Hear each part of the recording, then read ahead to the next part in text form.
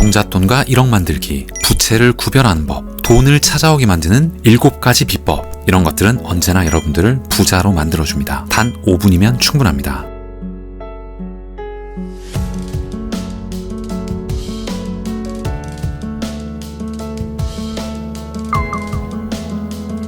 안녕하세요, 따독따독입니다. 따독따독은 여러분들의 매일 1%의 성장을 응원합니다. 아주 작은 차이에서부터 시작됩니다. 그 차이를 알고 있느냐, 모르느냐, 이것이 5년 후, 10년 후를 바꿀 거라 확신합니다. 성공과 부를 꿈꾸고 계신 분들이라면 오늘 여러분들께 말씀드린 내용을 유심히 들어보시면 좋을 것 같습니다. 4천억 자산가이자 책의 작가이자 유명 강연가이기도 한 김승호 회장의 인사이트에 제 생각을 함께 덧붙여서 여러분들과 함께 내용을 공유해 보겠습니다. 첫 번째 이야기는 마중물, 종잣돈, 그러니까 1억 만들기에 대한 얘기입니다. 우리는 흔히 재테크를 하기에 앞서서 종잣돈 만들기, 시드가 중요하다라는 얘기를 듣곤 합니다. 시작부터 어려워하는 분들도 많기 때문에 오늘은 김승호 회장이 얘기하는 5가지 간단한 규칙부터 알려드리겠습니다. 이 마중물이라는 거는 우물이나 샘에서 물을 끌어올리기 위해서 붓는 물이라고 합니다. 마중하러 간다라는 것이죠. 영어로는 말 그대로 calling water라고 부릅니다. 자본을 모아서 투자를 통해 자본 수익을 얻으려는 사람은 누구든지 이 마중물에 해당하는 돈을 모아야 됩니다. 종잣돈이 필요하다는 것이죠. 농사를 지을 때도 씨앗을 살 돈이 필요해요.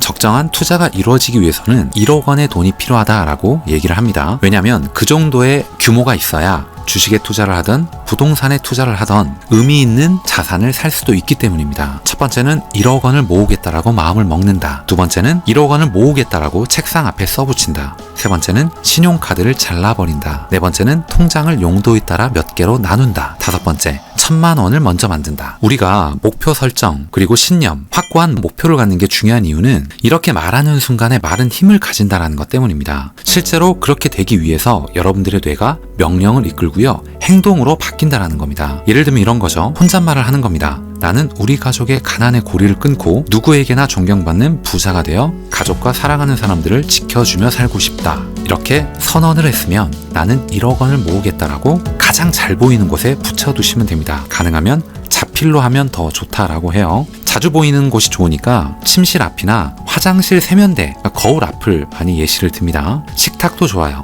아마도 여러분들을 조롱하는 사람들이 나올 겁니다. 그렇게 한다라고 미래가 바뀌어 내일이 나아질까? 근데 이 조롱을 미리 받아보는 연습도 필요하다라고 얘기를 해요. 부를 만들고 유지하는 과정에서 어차피 조롱은 수시로 받기 때문입니다. 저 또한 얼마 전에 그 친구들과 모임 자리에 갔는데 저희 꿈, 저희 비전에 대해서, 제 신념에 대해서 굉장히 진지하게 얘기를 했음에도 불구하고 상대방은 이것을 웃음거리로 받아들일 수도 있겠구나 라는 생각을 해봤습니다. 하지만 집에 와서 이 또한 책에서 지금 얘기하는 것 같은 조롱의 하나일 뿐이며 시간이 지나면 제 목표가 이루어지고 나면 언젠가는 그 진심을 또 알아봐 주지 않을까, 이런 생각을 하면서 마음을 풀었던 기억이 납니다. 이렇게 목표를 손으로 적고 나면 세 번째는 신용카드를 잘라버리라 라는 겁니다. 이거는 소비 통제의 측면이라는 생각이 듭니다. 소비는 달콤합니다. 편리합니다. 유혹을 즉각 채워주죠. 만족감도 높아요. 그렇기 때문에 신용카드는 가랑비에 옷 젖는 것처럼 그 사용액이 늘어날 수도 있습니다. 현금만 가지고 다니거나 체크카드로 써라 라고 얘기를 하고요. 저 또한 체크카드로만 소비를 활용하기 위해서 많이 노력하는 편입니다. 그 다음 단계는 통장을 여러 개 만드는 겁니다. 쉽게 얘기하면 통장 쪼개기라는 표현을 쓰죠. 공과금, 생활비, 식비 이런 것들을 모두 한 통장에 넣지 말고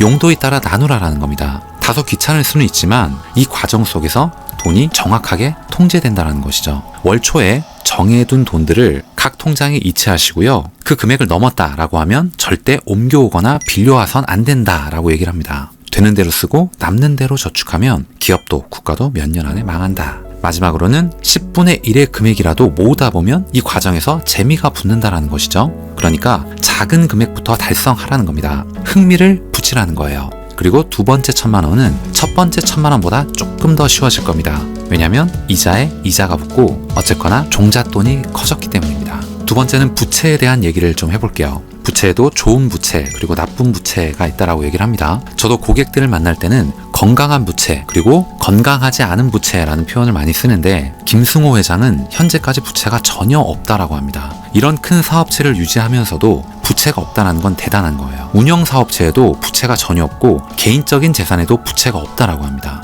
자택 그리고 투자 부동산도 모두 현금으로 사놓았다고 해요. 신용카드 잔고도 없다라고 합니다. 하물며 이런 큰 부자도 이렇게 행동하는데 우리는 이 부채라는 거에 대해서 명확하게 구분하고 갈 줄 알아야 된다는 겁니다. 부채를 좋은 부채로 만드는 몇 가지 조언이라고 책에선 얘기를 하고요. 3가지를 얘기를 해줍니다. 첫 번째, 소비에 사용하면 안 된다. 당연하죠. 내가 추가적으로 이익을 얻거나 자본의 확장이 일어나지 않는 곳에 소비를 한다면 이건 그냥 사라지는 돈입니다. 두 번째는 나에게 일정한 수입이 있고 그 이후에 이 부채로 일정한 수입이 발생하도록 만들어놔야 한다라는 겁니다. 부채에서 발생한 이득이 이자를 커버하고도 남아야 된다는 것이죠. 쉽게 얘기하면 갭 투자를 했다, 아니면 월세를 받는 부동산을 투자를 했다라고 한다면 받는 월세에서 이자를 빼고도 순이익이 남는 겁니다. 그렇게 투자에서 나오는 ROE, 그러니까 자기자본 이익률이라고 얘기를 하는데 이게 이자보다 높아야 한다라는 겁니다. 이게 3번째 법칙입니다. 3%짜리 대출을 받아서 연이율 6%짜리 빌딩을 살 수 있다면 이자를 낸 후에도 3%의 수익이 남는다라는 것이죠. 다시 말해서 정리하자면 내 주머니에서 돈을 가져가는 부채는 나쁜 부채, 나에게 돈을 가져다주는 부채는 좋은 부채다라는 겁니다. 그렇다면 좋은 돈이 찾아오게 하는 7가지 비법 얘기를 좀 해볼게요. 이것은 삶을 바라보는 자세의 측면이다라는 생각도 들었습니다. 첫 번째는 욕하거나 투덜거리거나 경박한 자세로 앉아있거나 남을 비웃거나 불평하거나 약속에 늦거나 이런 품이 없는 모든 버릇을 버려라 라는 겁니다. 두 번째는 도움을 구하는데 망설이지 말고 늘 요청하고 찾아가고 부탁하라는 겁니다. 세상 일을 혼자 할 수 있는 사람은 없기 때문이에요. 세 번째는 희생을 할 각오를 해라 라는 겁니다. 우리는 돈이든 시간이든 뭔가를 얻기 위해서는 잃는 게 분명히 필요합니다. 네 번째는 기록하고 정리하는 겁니다. 제가 블로그에 글을 쓰고 매일 아침에 계획표를 작성하고 이렇게 영상을 통해서 여러분께 또 기록을 남기는 이유도 이러한 측면입니다. 다섯 번째는 장기 목표를 가져라 라는 겁니다. 이건 즉각적인 자극 그리고 유혹 같은 데에 휘둘리지 말라는 겁니다. 평생 지킬 만한 가치를 찾아라 라는 거예요. 이게 굉장히 어렵다라고 생각합니다.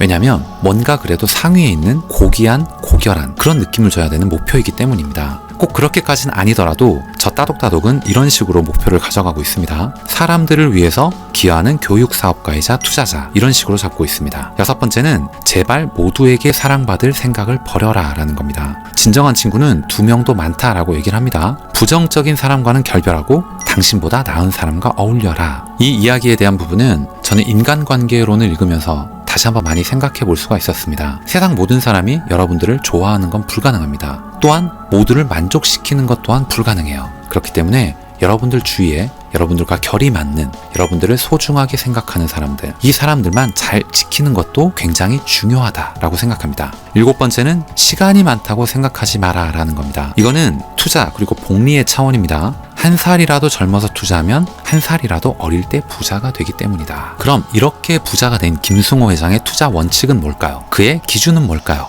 5번째 이야기를 해볼게요. 총 8가지를 얘기를 합니다. 어찌 보면 이 부분도 되게 간단하지만 엄청난 중요한 지혜가 담겨 있다는 사실을 여러분들 아셔야 됩니다. 첫 번째, 빨리 돈을 버는 일을 멀리한다. 두 번째, 생명에 해를 입히는 모든 일에 투자하지 않는다. 세 번째, 투자를 통해 자산을 사고 투자를 멈추지 않는다. 네 번째, 시간으로 돈을 벌고 돈을 벌어 시간을 산다. 5번째, 타인을 그저 쫓아가지 않는다. 6번째, 위험할 때 투자하고 가치를 따라가고 탐욕으로부터 도망간다. 7번째, 주식은 5년, 부동산은 10년. 8번째, 1등 아니면 2등, 하지만 3등은 버린다. 빨리 돈을 버는 것, 이에 대해서 주의해라 라고 하는 이유는 만약에 어떤 일확천금이나 운이 좋아서 투자를 해서 돈을 벌었다라고 하더라도 그 돈은 비슷한 이익을 추구하다 결국 사라지기 때문이다 라고 얘기를 합니다. 사람이 그렇게 한번 쉽게 돈을 벌고 나면 그런 투자만 쫓아다닐 수밖에 없습니다. 그러다 보면 결국 모든 재산을 잃게 됩니다. 카지노에서 아무리 부자가 됐어도 그 사람은 카지노에서 결국 돈을 잃습니다. 그런 경우가 대부분이죠. 우리가 흔히 얘기하는 재벌, 성공한 사업가, 부를 일군 사람들 한번 보세요. 카지노에서 돈을 따서 부자가 됐다.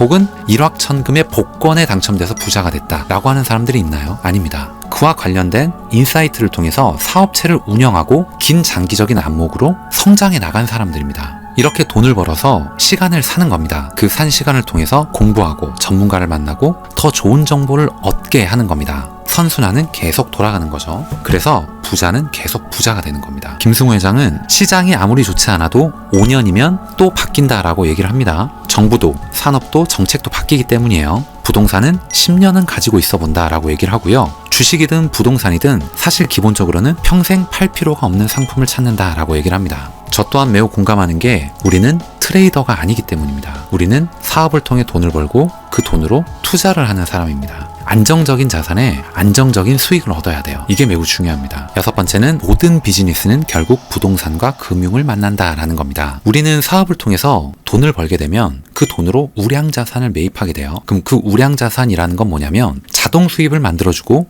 시스템을 만들어주는 겁니다. 그렇다라고 한다면 주식의 배당 혹은 부동산 임대 수익이 아닐까라는 생각도 들어요. 사업체가 성장을 거듭해서 동네 상권을 벗어나면 두 가지가 기다리고 있을 것이다. 바로 금융, 부동산입니다. 금융이 도와서 융자의 도움을 받으면 회사 자산 구조의 사업체 그리고 부동산 소유라는 이익 구조가 나타납니다. 부동산은 상대적으로 사업체보다 안전자산에 속하죠. 그래서 높은 가격에 거래되기도 합니다. 수많은 회사가 부동산을 소유하는 이유, 맥도날드가 햄버거를 파는 회사라고 생각하시나요? 아닙니다. 요지에 트래픽을 만들고 그 부동산의 입지를 올리는 겁니다. 오랜 기간 동안 장기적으로 전략을 가지고 보유하는 거예요. 금융은 정교하고 날카로운 칼과 같습니다. 언제나 앞뒤를 바꿀 수가 있어요. 필요하면 여러분들을 도와줄 수도 있지만 어느 순간 여러분을 향해서 칼날을 들이댈 수도 있습니다. 근데 이 부동산과 금융을 언제나 내 편에서 일하게 만든다면 어떨까요? 확장성 그리고 안정성을 모두 갖출 수 있게 되는 겁니다. 위험하기도 하지만 그만큼 강력하기도 합니다. 여러분이 사업가시라면 혹은 사업을 준비하고 있다면 거기에만 너무 몰두하지 말고 비슷한 열정으로 금융, 부동산 함께 공부한다면 이 둘 모두를 제압할 수 있다라고 생각합니다. 세상에 이름을 낸 모든 경영자, 그 사람들의 공통점이기도 해요. 오늘 들려드린 이야기가 조금이라도 도움이 되셨거나 재밌게 들으실 수 있으셨다면 좋아요 그리고 구독 꼭 부탁드리겠습니다. 그리고 여러분들 머릿속에 떠올랐던 생각이나 의견을 자유롭게 댓글을 통해서 남겨주세요.